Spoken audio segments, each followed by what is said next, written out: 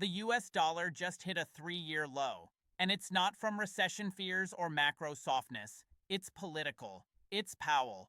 A new report confirms Donald Trump is preparing to name Jerome Powell's replacement as early as this fall, well before his current term ends in 2026. Markets didn't take it lightly. Within hours, the dollar dropped sharply and capital rotated out of long-duration treasuries. Why? Because when central bank independence is threatened, global capital repositions. Investors immediately dumped long-term bonds. Over $11 billion exited in the last quarter, and instead pushed $39 billion into short-term instruments. The message is clear. Nobody trusts the long view anymore. This is steepening the yield curve, pressuring financing costs, and raising questions about how much political risk is now priced into U.S. monetary credibility. Globally, foreign central banks and sovereign wealth funds are watching this closely. The dollar's strength has always depended on institutional stability, not just GDP. If investors believe the Fed will be politically co-opted, they'll shift into euros, gold, and commodities.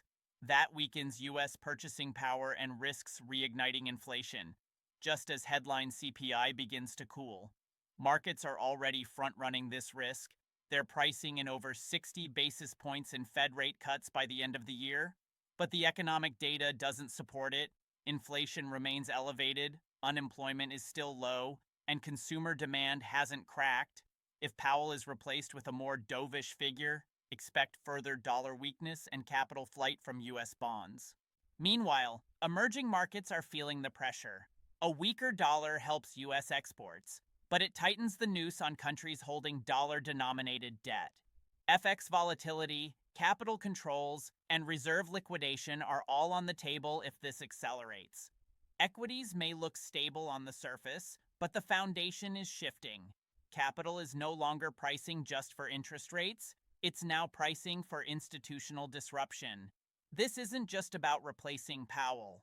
It's about whether the global financial system still views U.S. monetary policy as apolitical, consistent, and trustworthy. Because once that reputation cracks, it doesn't just bend markets, it breaks them. This is Capital Decoded.